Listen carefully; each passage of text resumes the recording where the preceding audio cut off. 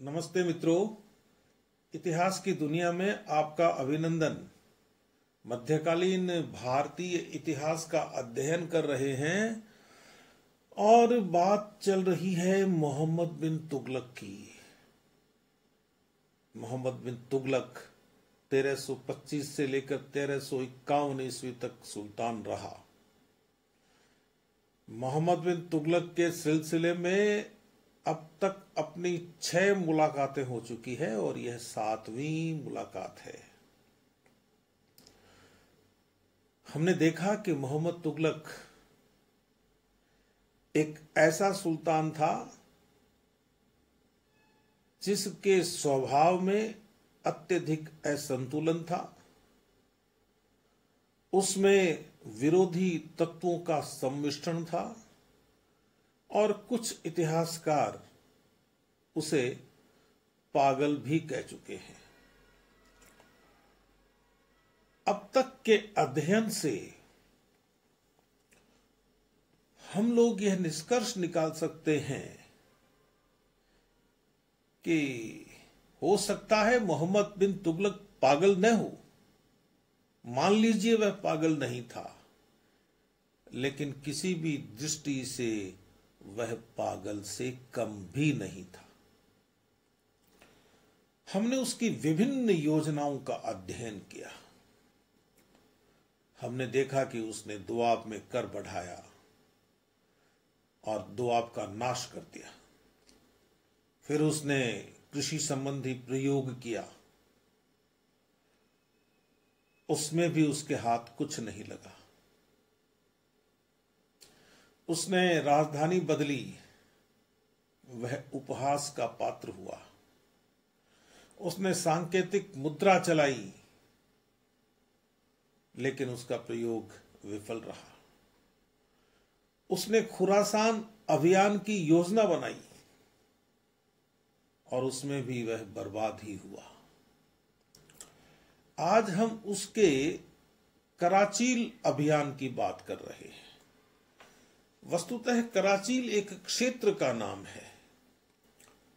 उसे कुछ इतिहासकार कराजल कहते हैं, कुछ इतिहासकार उसे कराचल कहते हैं।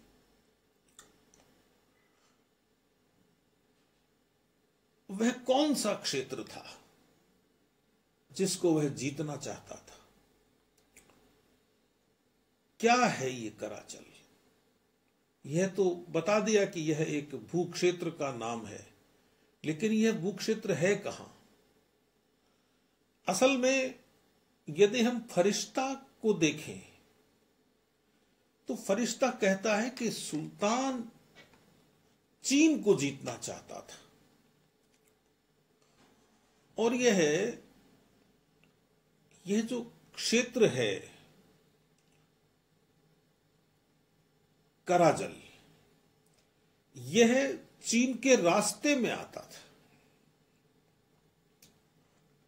कुछ दूसरे इतिहासकार जैसे कि बर्नी कहता है कि उसका उद्देश्य था कि वह हिंद और चीन के बीच के इलाके को जीतते। तो यह बात तो लगभग वही हो गई जो फरिश्ता कह रहा है, लेकिन फरिश्ता का संकेत तो चीन जीतने की तरफ है। बर्नी का वह संकेत नहीं है।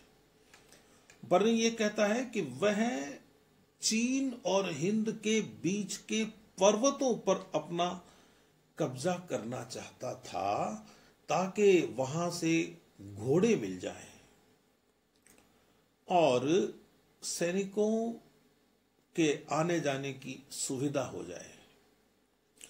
सैनिकों के आने जाने की सुविधा क्यों हो जाए? क्या वह चीन जाना चाहता था?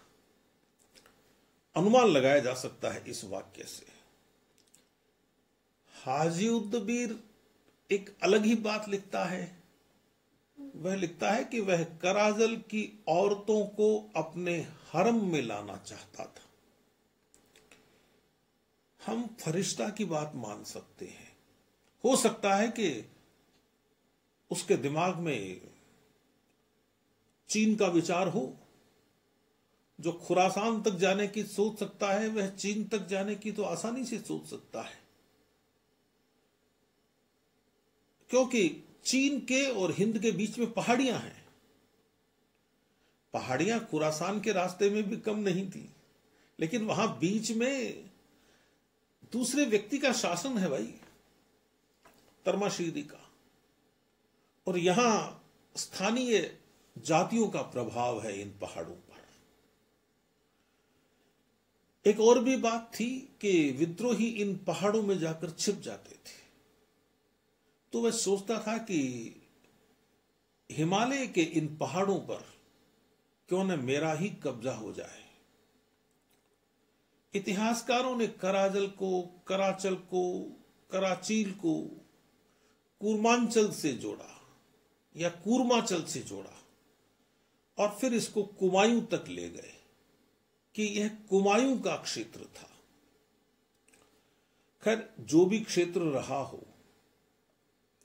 लेकिन सुल्तान की इच्छा यह थी कि वह इस क्षेत्र पर कब्जा कर ले, और जब इस क्षेत्र पर कब्जा हो जाएगा तो स्वाभाविक रूप से वह चीन भी जा सकता है। मोहम्मद तुगलक जैसे स्वप्नदर्शी व्यक्ति के लिए चीन की कल्पना करना कोई असंभव नहीं था। तो फिर क्या किया जाए, कैसे जाया जाए? हां, हाजी उद्दबीर की बात, वो कहता है कि वह औरतों को अपने हरम में लाना चाहता था।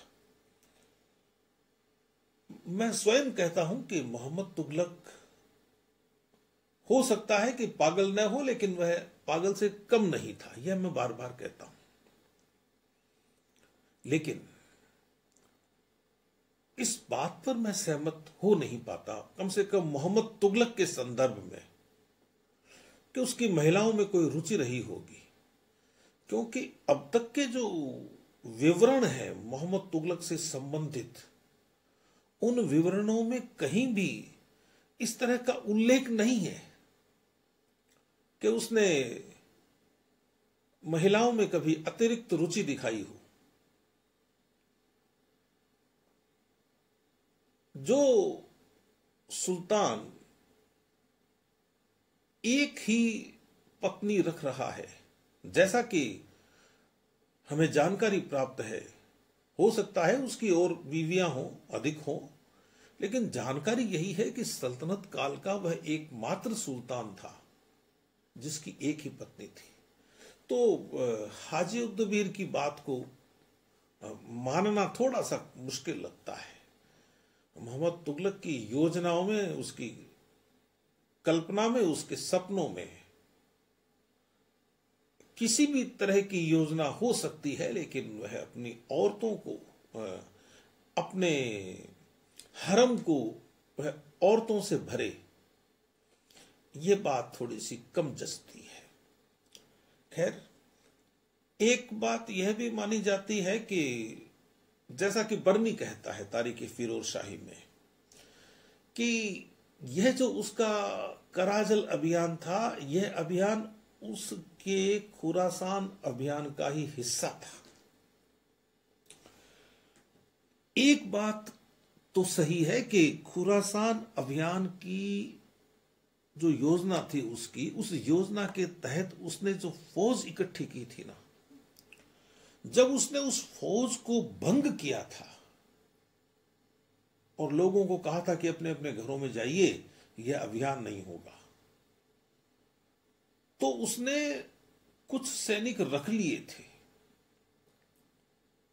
वह इस अभियान के लिए रखे थे, कराजल अभियान के लिए।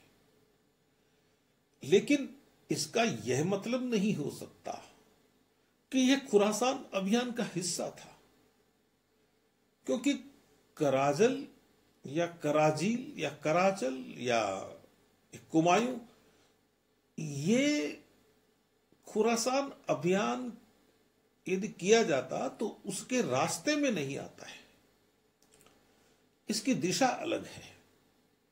तो कोई भी अभियान इस तरह नहीं हो सकता, और बड़ा अभियान कि इधर चीन तक निकल जाया जाए और उधर आप ईरान तक चले जाएं, यह नहीं हो सकता। इसलिए इस बात को मानने में थोड़ी सी दिक्कत है और कोई फर्क भी नहीं पड़ता है इससे कि यह उस अभियान का हिस्सा था या नहीं था। हमें तो इस अभियान को देखना है कि इस अभियान में क्या हुआ। तो उसने क्या किया कि एक फौज बनाई और यह मानते हैं कि वह 10,000 की फौज थी, लेकिन उल्लेख यह मिलता है कि उसने खुरासान अभियान से तो 1,00,000 सैनिक बचा के रखे थे। खैर जो भी हो, संख्या कम ज्यादा हो सकती है। उसका एक भांजा था खुसरो मलिक, उसको इसने सेनापति बनाया कराजल अभियान का कि तुम कराजल जाओ और ये फौज लेके जाओ। और उसने कुछ निर्देश भी दिए, जैसा कि अपनी फौजों को सभी सुल्तान निर्दिष्ट करते हैं, वैसे ही मोहम्मद बिन तुगलक ने किया। उसने कहा कि देखो भाई, एक तो आप जाते समय पहाड़ी इलाका है ना, इसलिए चौकियां बनाते जाना। उन चौकियों से 2 लाभ होंगे। एक तो आपका कम्युनिकेशन बना रहेगा एक से दूसरी चौकी तक, भाई कोई तो वहां रहेगा ही, तो सूचनाएं नीचे तक आती रहेंगी और जाती रहेंगी। सामान्य सी बात है, उस जमाने में होता था। अलाउद्दीन ने तो बहुत किया ऐसा। दूसरी बात यह कि जब आप लौटोगे अभियान करके, जीत कर जब आप लौटोगे, तो आपको विश्राम करने के लिए जगह मिल जाएगी उन चौकियों में। इसलिए चौकियां बनाते चलना। ठीक है, ऐसा किया भी गया। वह चौकियां बनाते हुए गया। फिर क्या हुआ, एक निर्देश और भी दिया सुल्तान ने कि तुम, एक जगह आती है जेद्दा, इस जेद्दा से आगे मत जाना, क्योंकि इसके आगे जो पहाड़ियां हैं, यदि वहां आप चढ़ गए तो फिर आपका लौटना मुश्किल हो जाएगा। लौटते समय वहां की जो हिंदू जातियां हैं वे आपको तंग करेंगी और आने नहीं देंगी, और मौसम भी अनुकूल नहीं रहेगा। इस तरह के निर्देश दिए गए और ये निर्देश ठीक थे। लेकिन हुआ यह कि वह जेद्दा तक तो गया और उसने तलहटी जीत ली पूरी, जेद्दा तक चला गया। वहां का उसने खजाना भी ले लिया, जमीन तो कब्जे कर ही ली, खजाना भी ले लिया, और संदेश भी भिजवाया मोहम्मद बिन तुगलक को, अपने मामा को, कि हमने ये इलाका जीत लिया है और आप यहां की व्यवस्था देख लीजिए, आगे आपको क्या करना है। तो उसने काजी भी भेजा मोहम्मद बिन तुगलक ने कि आप जाइए और वहां जो इस्लाम की परंपरा के अनुसार अपना शासन जमना है तो उसकी तैयारी कीजिए। तो गया वहां,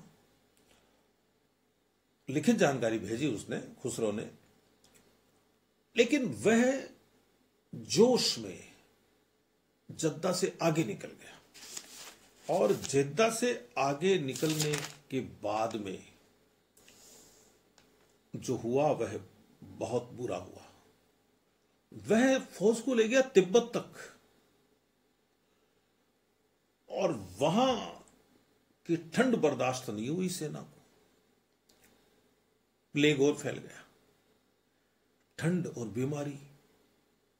यदि उसको ठंड नहीं लगती फौज को और यह बीमारी नहीं फैलती तो वह चीन में घुस जाता। अंजाम तो वही होता जो हुआ, वह तो तिब्बत में ही जो हुआ वही आगे चीन में जाता तो होता। तो वापस लौटने का निश्चय हुआ कि पीछे का इलाका जीतते आए हैं तो इतना तो जीत लिया, अब चलते हैं वापस। जब सेना बीमार, एक तो ठंड से बीमार, फिर प्लेग और फैल गया, लौटती हुई सेना को पहाड़ों से वहां के जो हिंदू निवासी थे उन्होंने बहुत परेशान किया, उन पर पत्थर फेंके।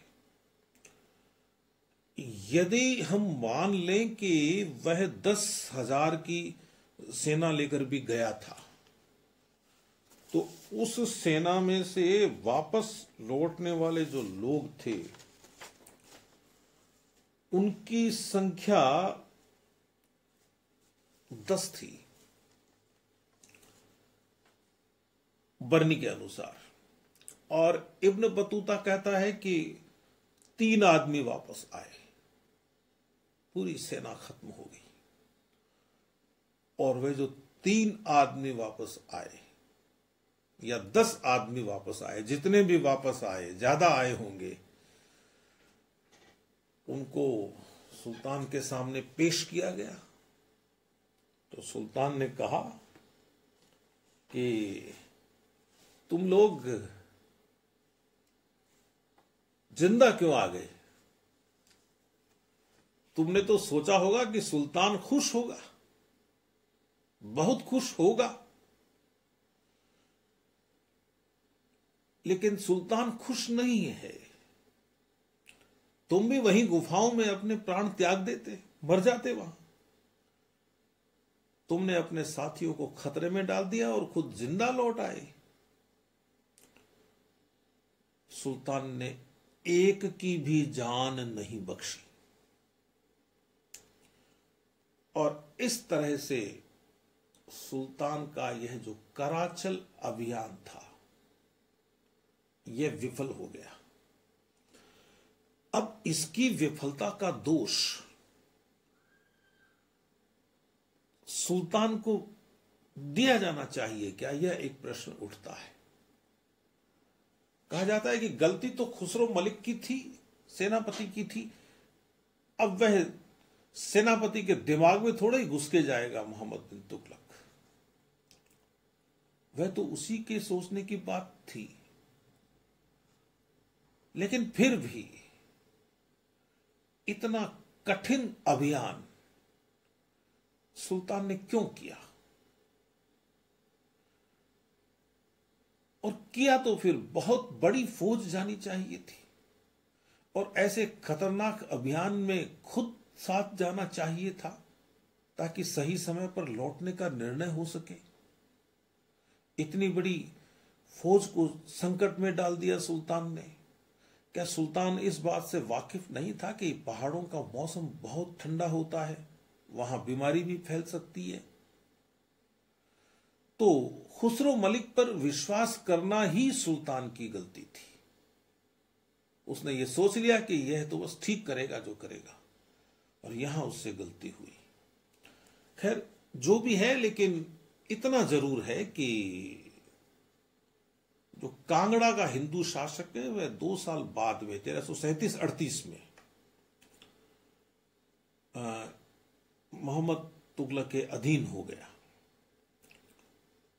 यद्यपि ये जो कांगड़ा है, जिसको नगरकोट कहते हैं, ये महमूद गजनवी की लूट के बाद में अब तक किसी के अधीन नहीं आया था। यह पहली बार मोहम्मद तुगलक के अधीन आया था। कुछ और भी सरदारों ने, पहाड़ियों के सरदारों ने मोहम्मद तुगलक से समझौता किया, लेकिन इस समझौते का उस कराचल अभियान से कोई ताल्लुक नहीं है। जिस फौज में से 10 आदमी लौटकर आए, 3 आदमी लौटकर आए, उस फौज का डर वहां के लोगों को क्यों होगा? ये तो सरदारों के अपने स्वार्थ थे, आपस की लड़ाइयां थी, एक के खिलाफ लड़ने के लिए, किसी के खिलाफ लड़ने के लिए वे बड़ी शक्ति के साथ हो जाते थे। कुछ और स्थानीय आवश्यकताएं हो सकती हैं उनकी, वो हुई होंगी। फिर दूसरी बात कि सुल्तान को यह सोचना चाहिए था कि यदि खुसरो मलिक आगे चला गया तो क्या होगा। सिर्फ निर्देश देने से क्या होता है, खुद साथ जाना चाहिए था। पहले 13वीं शताब्दी में एक बार यहां बख्तियार खिलजी जा चुका है इस इलाके में, और उसकी भी बहुत दुर्गति हुई थी उस टाइम पर। तो सबक लेना चाहिए था पीछे की चीजों से।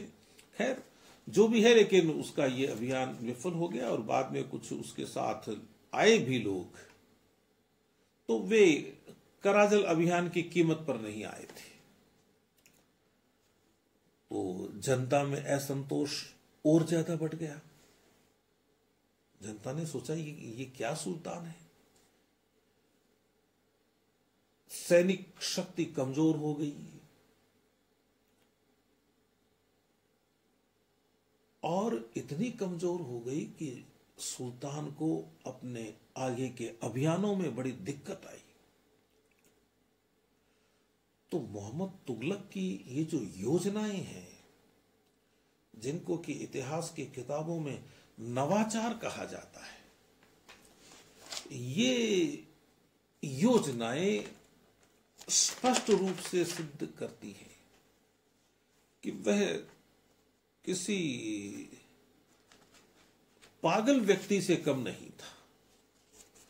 पागल होने के कोई निर्धारित मापदंड नहीं होते हैं, कोई अलग मापदंड नहीं होते हैं सुल्तान के लिए और आम आदमी के लिए। तो भले ही इतिहासकार ये कहते हो, कुछ इतिहासकार कि साहब विद्वान था, समझदार था, योजनाएं अच्छी बनाता था, लेकिन इन सब बातों को देखते हुए हमें यह भी देखना चाहिए कि कोई सुल्तान व्यवहार कुशल कितना है, उसका लोक व्यवहार कैसा है। जब वह गुजरात के अभियान में मरता है मोहम्मद तुगलक, तो उसकी मौत के 1351 में, मार्च 1351 की बात है, जहां तक मुझे स्मरण है 20 मार्च होना चाहिए। बर्नी ने अपनी किताब में लिखा है, और बर्नी ने जो लिखा है वह यह सिद्ध करता है कि मोहम्मद बिन तुगलक तो जीते जी ही मर गया था, गद्दे पर बैठे बैठे ही मर गया था, यह समझ लीजिए आप। इतना कठोर वाक्य लिखा है बर्नी ने। उसने लिखा कि जब वह मरा तो जनता का उससे पीछा छूट गया और उसका जनता से पीछा छूट गया। अब आप अनुमान लगा लीजिए कि 25 साल तक मोहम्मद बिन तुगलक को किस तरह से बर्दाश्त किया होगा लोगों ने। कुछ इतिहासकार कहते हैं कि जो लोग मोहम्मद तुगलक को आज भी पागल बताते हैं, वे लोग गलती करते हैं। चलो हम यह कह देते हैं कि वह पागल नहीं था, लेकिन वह पागल से कम भी नहीं था। शायद यह कहना गलती नहीं होगी। तो यह थी मोहम्मद तुगलक की योजनाओं की बातें। हमारा जो अगला व्याख्यान होगा, हमारी जो नजर अब जिस सुल्तान पर है, उसका नाम है फिरोज तुगलक, जो मोहम्मद तुगलक का चचेरा भाई था। और फिरोज तुगलक के अध्ययन के दौरान हमारा जो फोकस रहेगा, हमारा जो ध्यान रहेगा, वह रहेगा उसके सार्वजनिक कार्यों पर, उसकी धार्मिक नीति पर। जब तक हम फिरोज तुगलक की बात शुरू करें, तब तक अपने इस मित्र को आप अनुमति दीजिए। नमस्कार।